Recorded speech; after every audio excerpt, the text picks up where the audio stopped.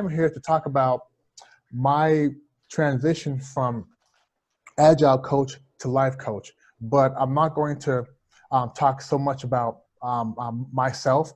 I want to have this a very interactive. I was told this is a very interactive group, so I look forward to having a conversation about what you're doing in the Agile space right now and how you go from being an Agile coach.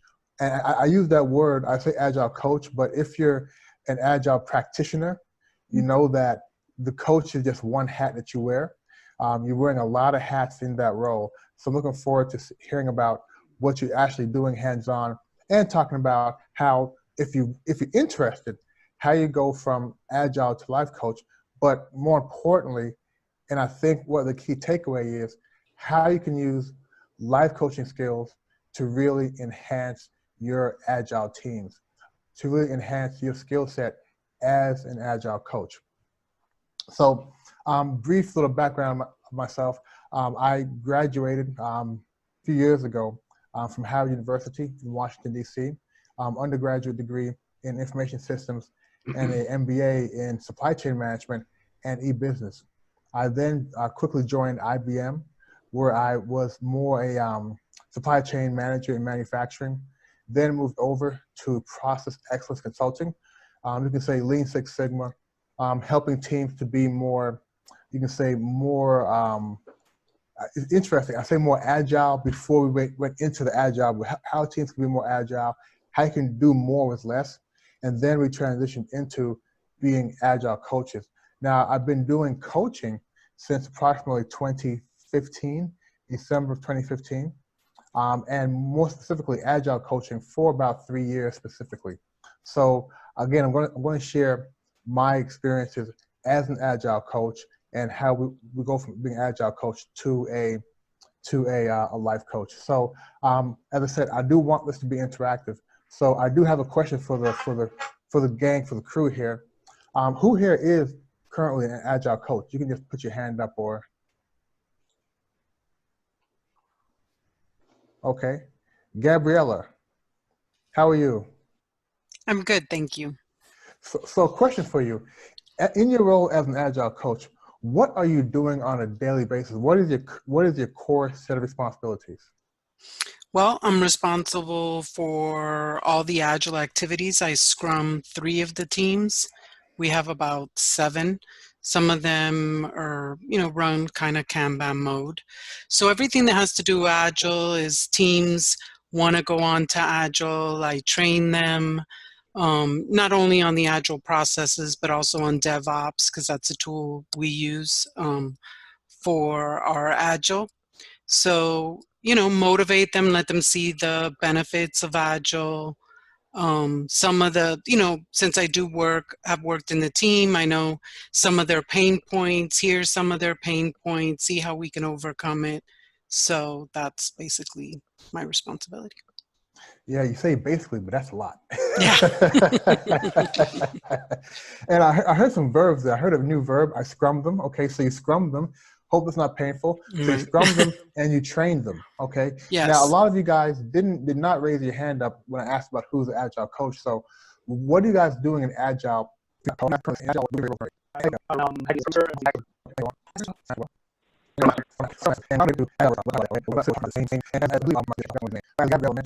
a lot of this thing. Ben, I was working as we use coach, but let's be honest, it's expressive. If you're Agile coach, you're doing a lot of things and you're wearing a lot of different hats. And myself and Mark, when we were working as coach, because yeah, we're also a trainer, we're also a consultant, we're also a mentor, we're also a teacher. And this is because typically when you, as an Agile coach, and I would say in a lot of cases, as a Scrum Master, you're usually working with new teams. And as you know, new teams, especially in Agile or Scrum, they don't have a lot of experience in Agile or Scrum. So you're not able to work what I call as a pure coach. And being a coach, as you know, you don't give answers. As a coach, you try to help individuals and teams find their own way. But if nobody knows anything about Agile, if you have a very young Scrum team, you have to do what? Coach them. You have to train them. You have to literally tell them what to do, which is very, very different from what we call pure coaching. Do we have any life coaches on the line? Marcelo, okay.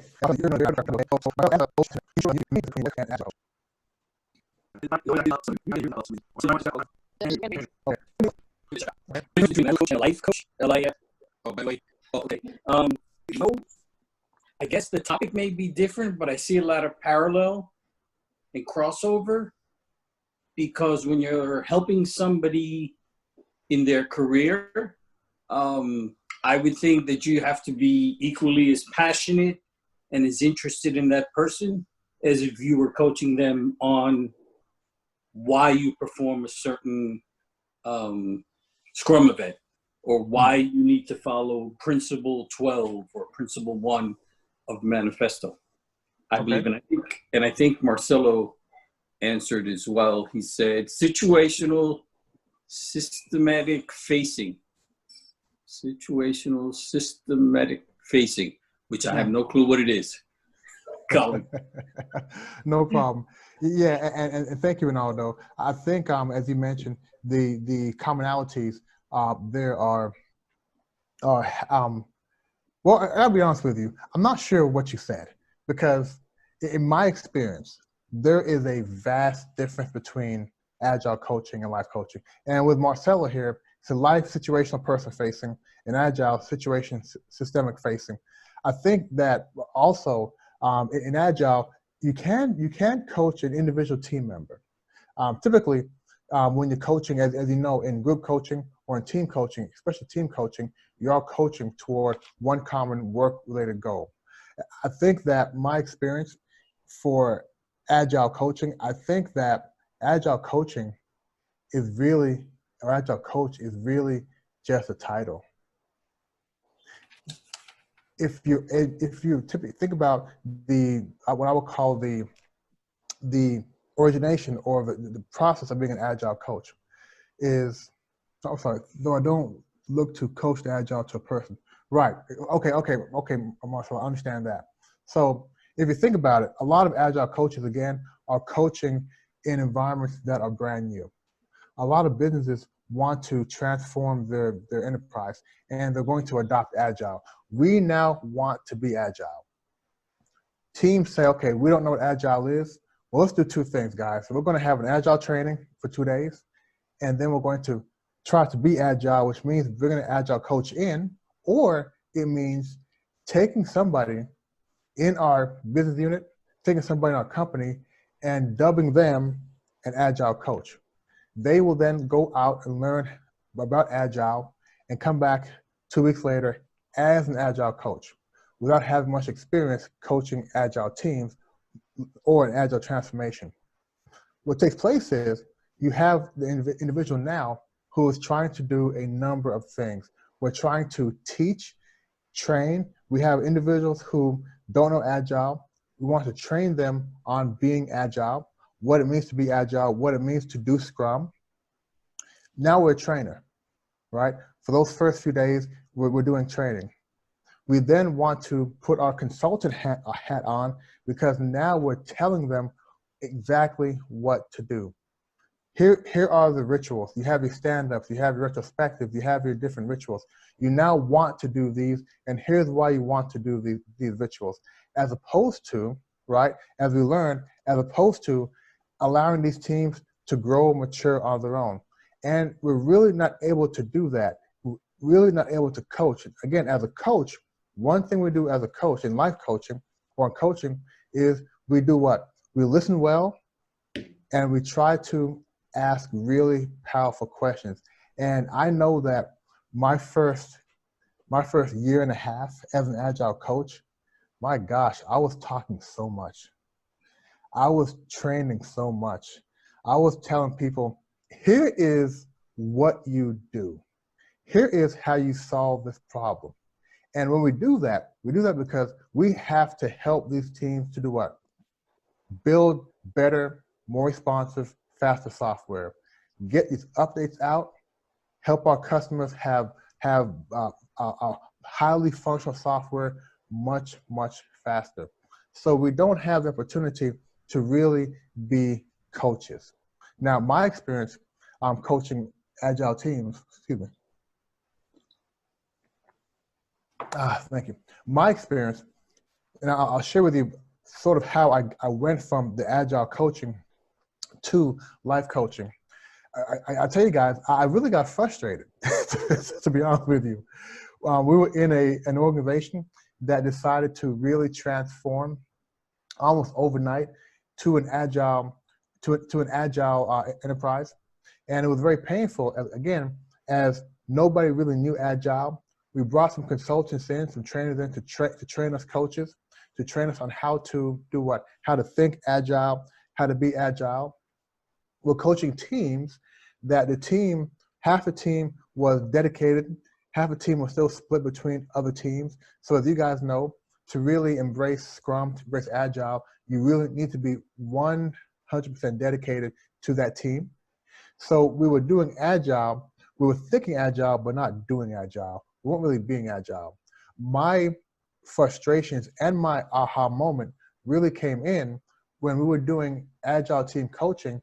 And as you help the teams to better understand what Agile is, you find individuals who are really excited about it. You find individuals who are really against Agile, and not against Agile, but against change, right? A lot of people really like the traditional waterfall methodology. A lot of people love it. A lot of people love being just simply a tester who only does testing. Some people don't really want to take on additional roles. So we had that struggle. But the aha moment really came when you have those individuals who really embrace Agile, and as you're coaching them, they start to tell you about their career aspirations. Okay, you know what? I was a team lead before. Now I'm the Scrum Master, and this is great. I have the same set of responsibilities, but I can really help my team to progress. Agile Scrum is more defined, so now I can really help them. And those conversations led to where their career path was, what their career trajectory was. Also with the leaders, as you guys know, if you go from your typical, I'm going to say, standard organization to a more agile-based team, what happens to the manager? Can anybody share what typically happens to the manager when you're going from a traditional organization or traditional structure to an agile structure or Scrum structure? What happens to the manager typically? Loses control. Loses control. I don't think it's they lose control. They try to find their place. Things are different. So now I'm trying to find my place. How is my job going to be different? Anybody else? Colin, a mofer too, huh? no, come on. That is very accurate. That's very accurate. Victoria, you have an answer? Yeah. Sometimes they're worried about not having a job because they get told this job of a manager is not going to exist anymore. So not only it's like, how do I do my job? But it's like, do I have a job and what's my next job? Mm. That's where I was going. Sometimes they don't know what their career path is. If they aren't adaptable to change, then they may find themselves wondering what their next role is going to be. Right, okay. And Marcella said here it goes, fear of change. Anybody else? Actually, there is no need for managers anymore, right? Once you go into Agile, that role disappears. Ooh, that's a tough one. There's no need for management anymore. Be careful who you say that to. That's a tough one there. Has anybody been a manager who went through this? I am. Okay. What was your initial feeling? Okay. I was a little bit scared. And then I went back on phase again. I took the change. I became a more technical manager than people manager in the beginning. And it was good. I utilized both actually. Thank you, Madhavi. Management. Yeah, I can tell you my experience across the board. I'm not going to say this is 100%, but this is 99.9% of the time, panic. Okay, pure panic. Because two things take place. You're trying to implement a new way of working that the manager, quite frankly, doesn't really know about, And most times management doesn't take the training the team goes through to understand Scrum, to understand Agile. But the beautiful thing here is the managers are the first ones to really want to have that coaching relationship. And I'll tell you why. It's because they now know that they need to find their place. They need to make sure that they're supporting the initiative, because the decision to go Agile comes from high up, and management must do what? Management must embrace that. They must be the role models. They must help their teams to become Agile, even though they're knowing that if you have a really fine-tuned team, the manager's role is different. I wouldn't say the manager is not needed. I would just say the role is different. Now, here in China, now you have to understand how culture also impacts a team. Here in China, the way of working here is really to look to management for instructions. So when management now says, guys, you guys are empowered to make decisions, the team here says, really? And they don't really believe it. And they're not going to embrace making decisions for a while. So the manager must remain. The manager must help them to really be empowered. And this is where the coaching comes in, what I call the peer coaching, because the manager will come, and typically most managers will push back, okay? Most managers will actually get much more involved initially when this takes place, because they don't want decisions taking place without them being in the room. So as an Agile coach, this is where the peer coaching takes place, because we start coaching the manager, the leader, on how to really do what? How to really embrace the change, and how to understand that they may have a different role. And 10 out of 10 times, they talk about their career in the organization. So for me, my aha moment was really coaching the managers and helping them to understand how their role fits in the organization. Perhaps not in that Agile team, but in that organization. And that's where, what I would say, the magic takes place. Now, this is where they talk about what they want to do in life. And they'll say, you know what, I've been here for 10 years. I wanted to do this. They have me doing this. If my role is going to change, I want to try to do this next. So you coach them now into how to reach their goal. The challenge we have, though, especially in the corporate environment, is when you're coaching in the corporate environment, who do you really have to be, how do I say this? When you're coaching in the corporate environment, who are you really supporting in that environment? Anybody? You're supposed to be supporting the company. Now, it normally would come from that you would be supporting management's will. Omar, you are 2-0. Yes, sir. You are absolutely coaching what is best for the organization. And a lot of times, what is best for the organization might not be what's best for the individual. Again, you're coaching what's best for the organization, and that might not be what's best for the individual.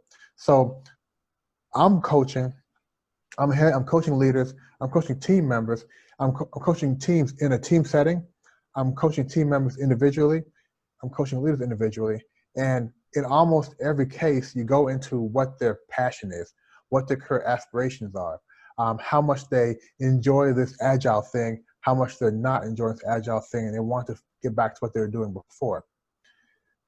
My challenge was, how do I be a authentic coach when I am doing what? As Omar said, I am championing what's best for the company. And a lot of times I found that there was a conflict.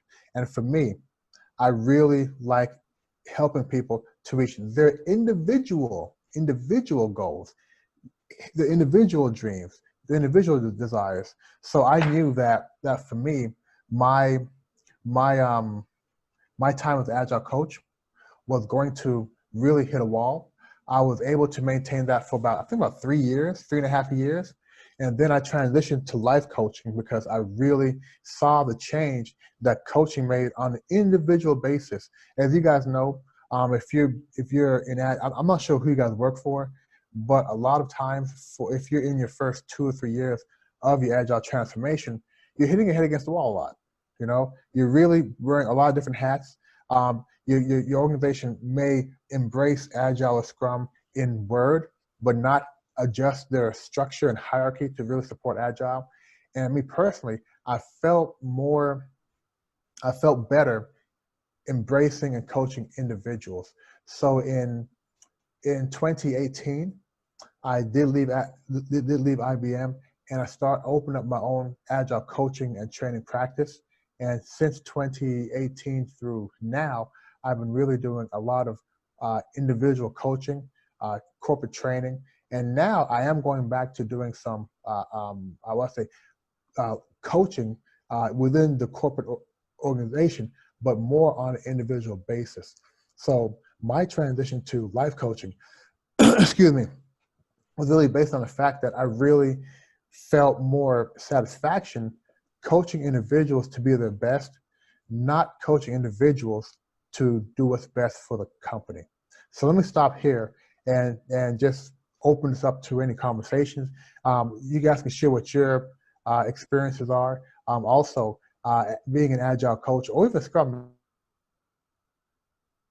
Scrumster is really working as the Agile champion, is really working as the glue that's holding these teams together.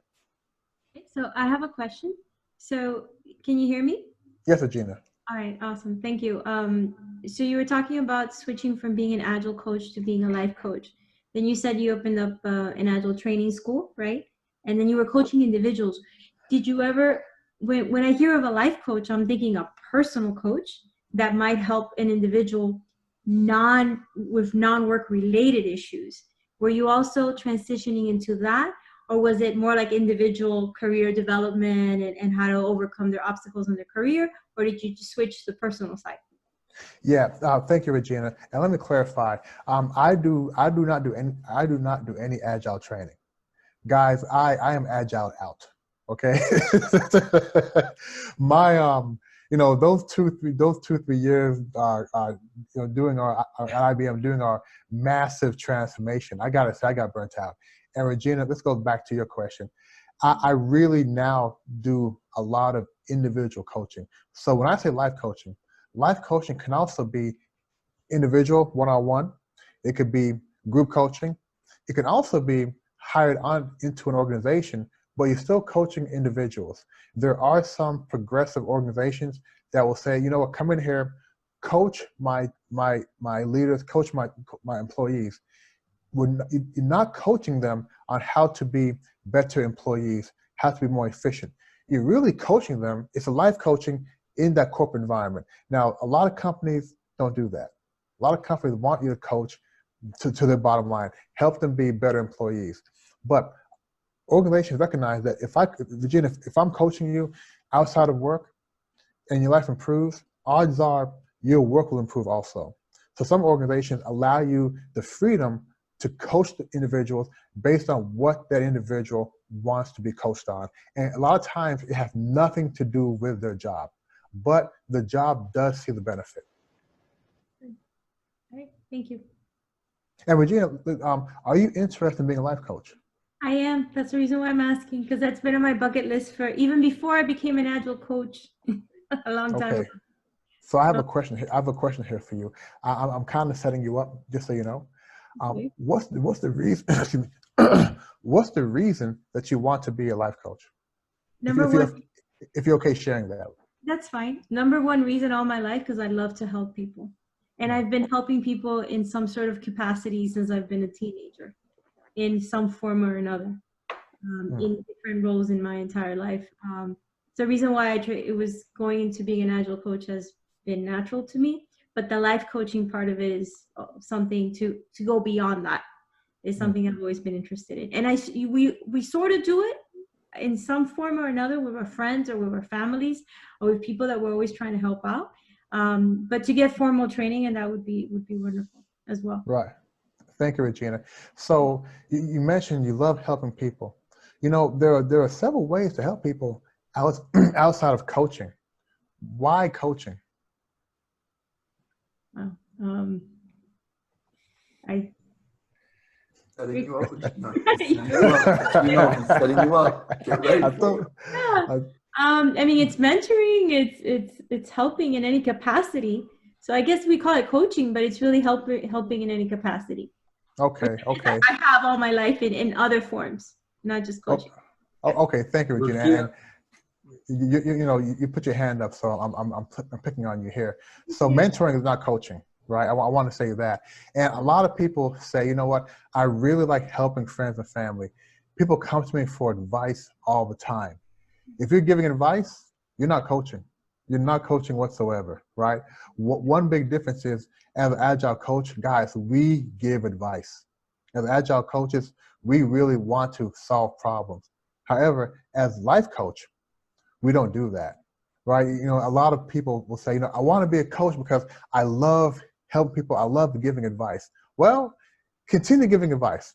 Just don't call yourself a coach, right? Because as a coach, you want to help them find their own way, right? As opposed to give advice. And Regina, from what I've seen some comments here saying that you would make a great coach. And you know, so I definitely wish you luck on your coaching journey. Remember one thing though, as a coach, it's called, you guys know the 80-20 rule, right? This is a sort of an adaptation of it, right? As coaches, you guys can't tell because I talk a lot, but really we talk 20% of the time and listen 80% of the time. So it's really more listening than it is giving advice and giving feedback. So thank you, Regina. Mm-hmm. Yeah, and that was a big contrast and change I had to learn going from Agile coach to life coach. My first thing was what? I can't give advice. I'm an Agile coach. That's what I do. I solve problems, and I had to learn how to sort of switch that thing off of trying to give people the direction and then help people find their own way. Anybody else comments? Yeah, I mean, as far as I know, I mean, even when you're an Agile coach, you want to help the team to be, self-organized and to help them solve problems, right? So even as an Agile coach, you're still trying to help people reach their goals and solve their problems. Let me know if I'm wrong, guys. I mean, I think. Go ahead, Rick. Joe, I think it's interesting from an Agile coach. We like to say shuhari, and we like to use terms like that, where we actually tell them what to do, right? And then we kind of like open it up to give them more flexibility. And at the end, we're actually saying, you're empowered. You now can take over the world. But what he's telling us here is that the answers are not just given like that. We're already giving them a cheat sheet because you're already giving them the framework. You're saying, no, the answer all comes from within, and you got to build up that. That's why, and I'm sorry, I'm going to talk a little bit. I apologize. That's why one of the comments that I have is related to Kanban. So you've got two Kanban people here. And in Kanban, which is a flavor of Agile in a sense, if you think about it, it says, first do what you do now, right? And then the data will allow them to kind of make decisions. You're not doing that for them. You give them a structure where they actually get to see what's going on. So visibility for them is this tool. And the way we coach, now we wear a coaching hat, we at this point are asking powerful questions or giving them the ability to learn. I always like to comment that if you have a continuous improvement mindset and you coach to that, where they can learn, they can grow, they can absorb, they can kind of figure it out themselves, that they could lead into some of the great practices that we do in Agile. Whether they're good, whether they're bad, whether they're going to evolve, but they would self-realize that and maybe absorb some of that stuff. That's a little bit of my take behind some of that of what you're saying. So I'll pop in because, see, I look at it all as so you got these different hats, right?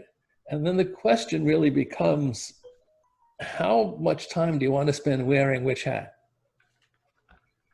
Right? So even with Kanban, we're going to ask powerful questions, but we're also going to teach them how to do a value stream map so that they have some techniques to then be able to, on their own, figure out how to make improvements.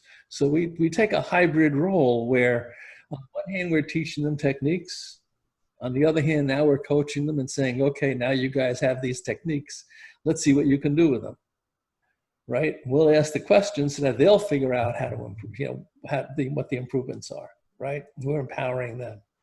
And same thing with Agile, right? You can be moving from one hat to the other. We're going to teach you. We're going to mentor you. We're going to do some coaching because we're going to take the Scrum Master and then do some individual coaching.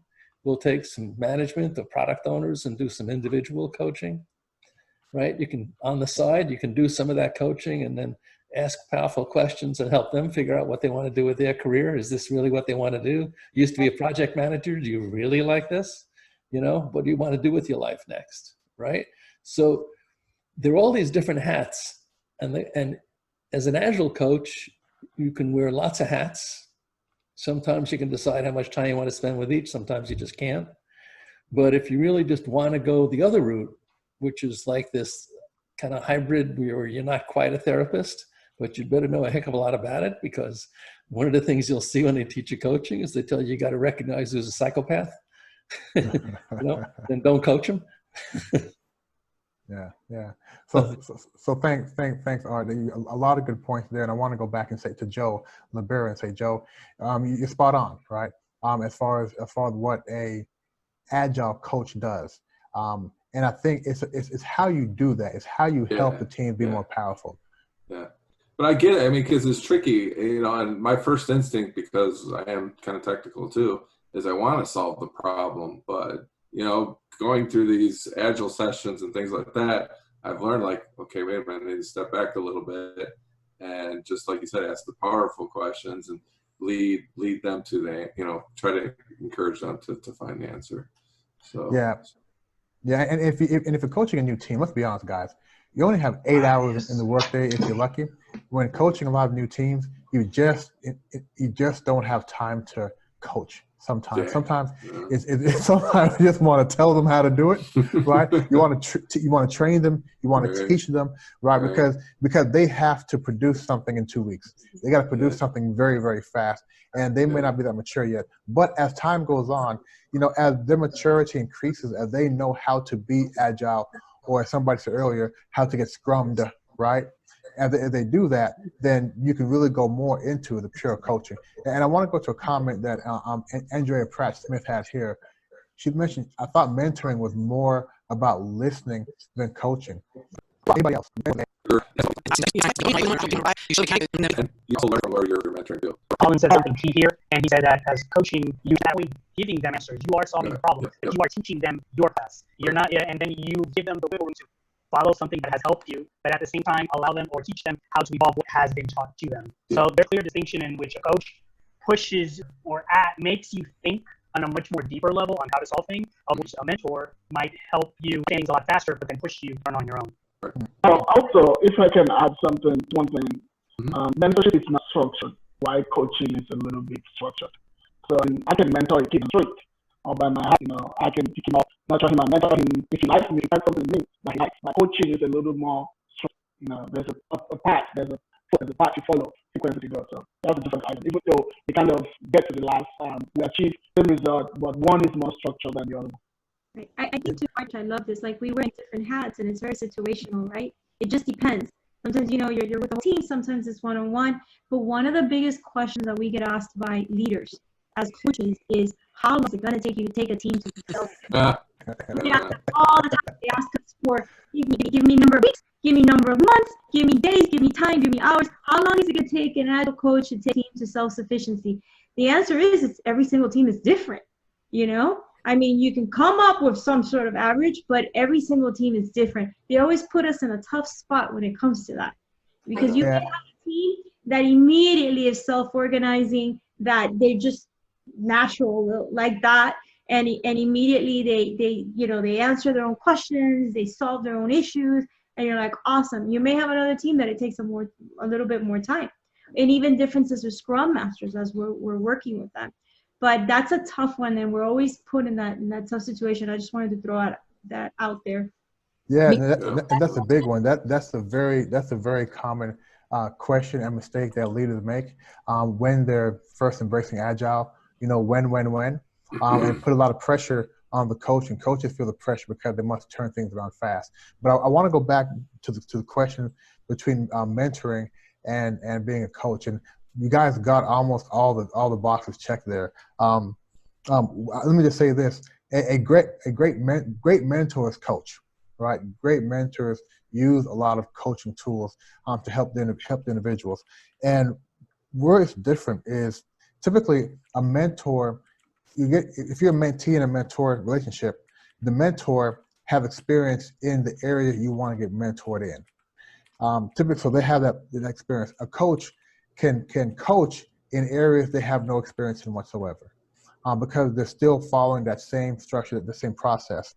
I think as Goodwin, I think it was mentioned, the coaching relationship is more structured, meaning, guys, you're getting paid to coach.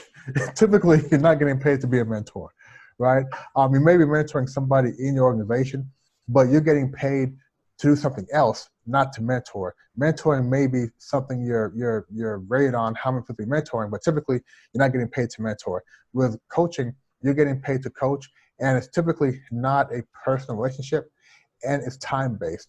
Maybe 3 months, 6 months, 1 year, where the true mentor relationships take place over years and years and years, where you're consistently reaching back and helping that individual. So, yeah, so again, now your mentors really have experience in that area, not really getting paid to be a mentor. It's more personal, it's not time-based, and typically you're not getting paid. So if you're a coach if you're coaching and you're not getting paid to coach, you guys know it's not coaching, right? It's a hobby, right? If you're not getting paid to coach and you're coaching, it's really your hobby. It's not your career. It's not really something that you're gonna put on your resume. Yeah. Comments, questions?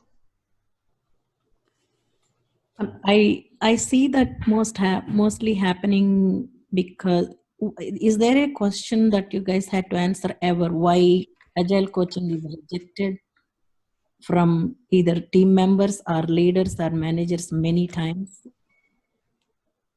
It is mostly rejected in the beginning, and it takes a long time to be accepted. It is natural rejection. Yes. If part of it's fair, right? Fair. Well, I think. Well, let the audience answer first before I give my. I've seen 50-50, honestly. I've seen people that have been in the team really excited to go on to Agile, maybe because they've known a little bit, they've heard about it, and then other people that just dread it. And when I get asked, how fast do we think, I always say, well, it all depends how open they are to accepting the change. If they're open to accepting the change, then normally you go at a faster pace than a team that's like, oh my God, you're making me update hours in DevOps. I have to go code. Why do I have to do this? So I've kind of seen both. I've seen people have been like really excited about the Agile, and other people, no. Like, I can't believe we're going through, doing something new now. So that's about the practice, right? Practice accepted more, but I'm talking about the coaching perspective. What my observation was, coaching was very much rejected. We don't want to take that coaching. Practice, yeah, they practice because companies are forcing, management is forcing, because they are trying to tell them, hey, we are going through the transformation. You all have to be part of it. That's why they are doing it. Coaching is mostly rejected. That's what my observation was, which concerns me more. Because what I saw was, no matter what, how much time coach is spending time with people called as managers or team members, they're not open to discuss with coach. They're not coming forward to talk through the coaches. So coaches have a hard time to take one more step beyond. That's what I observed, being a very tough situation. Yeah, I think from my experience, it takes time to build up that trust. on one hand, you have the team that's moving to an agile structure and learning new methods and learning to be more independent, to be more empowered. But you also may have management who's still trying to control, and that causes confusion. So now enter the coach in there, and the coach is saying, hey guys, trust me, here's the way we want to work. And again, that may be going contradictory to what management is saying. Now, remember guys, once the team starts their transition to agile, the production is going to go down.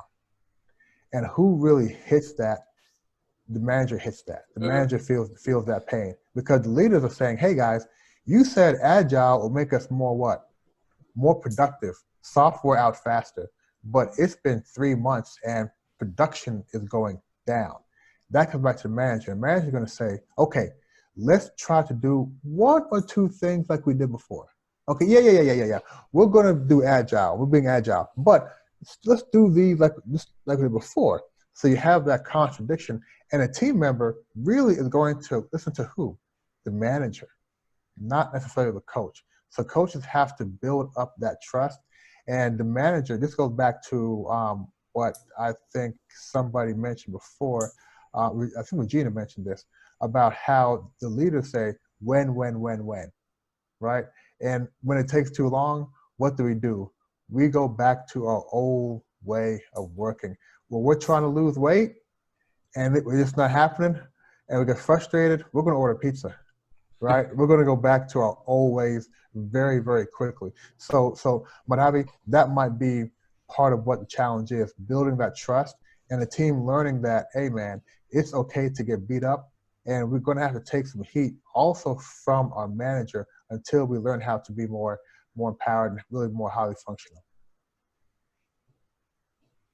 And guys, one thing I want to say is when you're coaching your teams, and even as scrum masters, you know, a lot of people who transition to scrum master role, they were a team lead before, and in some cases a manager before, and they want to assume that role still with that tell. But agile coach, scrum master, the sooner you can get into being more, what I would say, adopting coaching techniques, asking powerful questions, listening, challenging, the sooner your team will do 2 things. 1, build up trust in the process and build up trust in you. And also a 3rd thing, right? Build up trust in themselves. So again, the sooner you can get into sort of shifting, and if you look at it like you have your trainer hat, teacher hat, mentor hat, consultant hat, coach hat, the sooner you can just go to having 1 hat as a real coach and coaching them, the more empowered, the more, I won't say powerful, your team will be. And leadership will start seeing that. And another thing will happen also. People in the organization will come to you for coaching, for real coaching. Because when they're talking to you and they're sharing some personal things, they want to continue that. And if you're lucky, they will pay you for that as well. Okay? Because again, if you've coached leaders in an organization and team members, they're going to share with you, you sort of form a trust relationship, and people love sharing and talking to people and getting feedback and getting help to reach their goals and dreams. Daniel had a question. Daniel, did you have a question or no? Okay, I guess not. I have a question for you, Colin, real quick.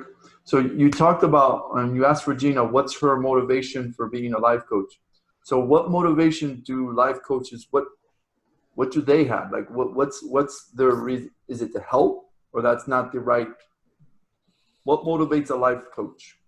Yeah, you know, that's a great question. And all life coaches will give you the same answer. I want to help people. right. The same answer. I can tell you my motivation. Okay.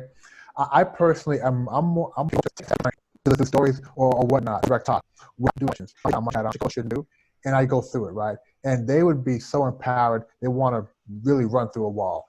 And I could tell you, you know, Jorge, you give me 20 minutes with you, I guarantee you I will motivate you and inspire you on today, Wednesday. organization. But the real learning is when you're able to learn from others. You want to make sure you absorb, because if not, imagine if we have to go all the pains just to actually walk across the street, right? Well, I think for me, I want to, not want to, this is my full time, I plan to retire based on my coaching income. So part of it is me wanting to help, part of me wanting to earn a living. And when you want to earn a living, you must be an effective coach. So that means you must do what? You must the adequate training. And when I went through a truly structured training program, it teaches you the difference between being a best friend who gives feedback. Teach you how to not be trained, how to not be a mentor, how to not be, sorry about that, guys, how to not be a consultant. So if you're really serious about being a coach and you're taking the coach training, you'll learn how to switch those things off in your brain. You can turn it back on talking to family, but when you're coaching a client, your responsibility is to really coach them throughout. And you have to know the fundamentals, and the fundamentals are A, B, C, D, such as don't give advice, don't share your personal experiences, really just understand how that individual through coaching. So Colin, I have a question in regards to training. What type of training specifically do you go through, or did you get into the transition to be a life coach? Yes, I'm sorry, I'm a little man here. 1 second, guys. Yeah, it's 7 a.m. It's food time here for my son, so excuse me in the background. So Teresa, great question. So, when I was with IBM, I did go through an internal training program. I think it was about a few months and a few hours each week. You go through learning the fundamentals.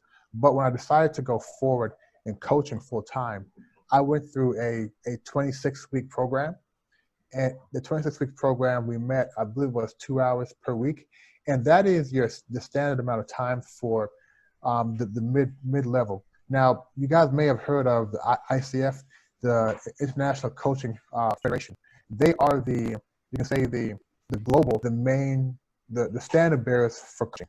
So when you want to get certified, and we still live in a certified world, right? As you guys know, in Agile and Scrum, being a certified Scrum Master, professional Scrum Master, you got to have that shingle.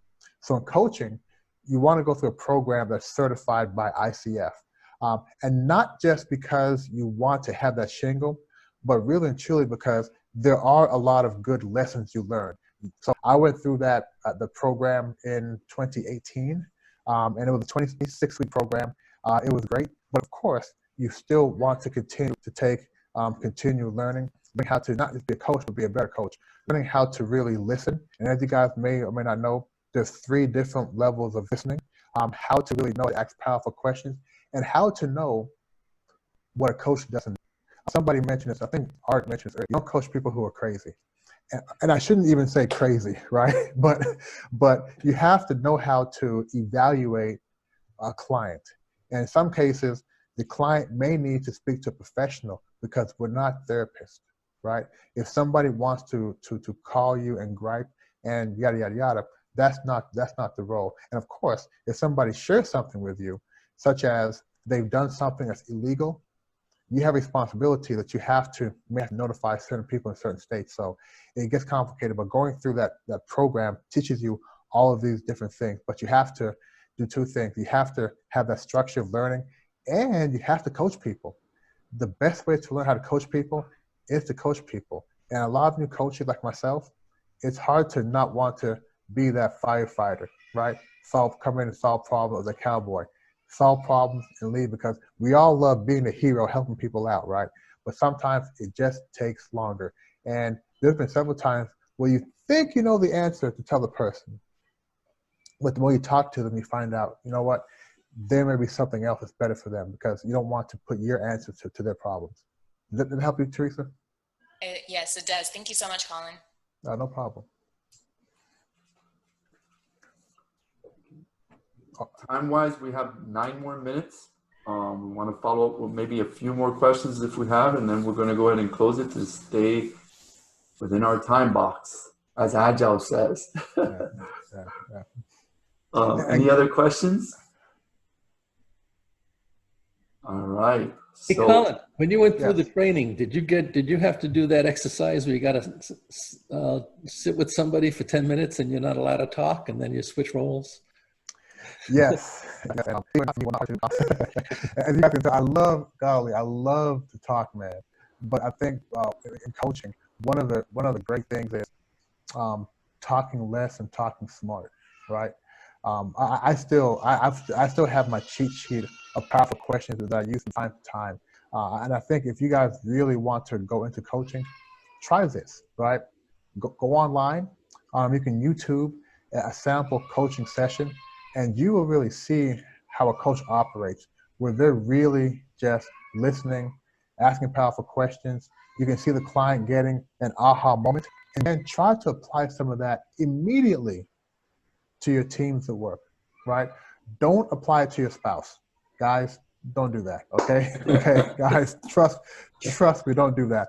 But try to apply that in your professional atmosphere and see how people react differently, because you are going to find that it may not be as hard as you think it is not to solve problems through giving answers, but how to solve problems through helping the individual find their way there. And one thing I'll say is, you know, in this world, we can get paid to do almost anything.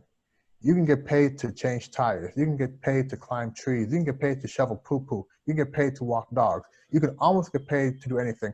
I've seen on YouTube, there's a channel that a woman has paper in her hand, and she's crackling the paper, and people pay her for that. I don't know what that's about, but you can get paid to do anything. So decide what you really want to do and find a way to get paid for that. I love to inspire people. I love to coach people. And I told myself a few years ago, I'm not doing anything else but this, because I want to succeed here. So if you know in your mind that you can get paid to do almost anything on this planet, figure out what you want to do and figure out how to do it. And finally, don't stop until you succeed. If you do those three things, you will be able to live your life by design, right? Not by default, right? But by design.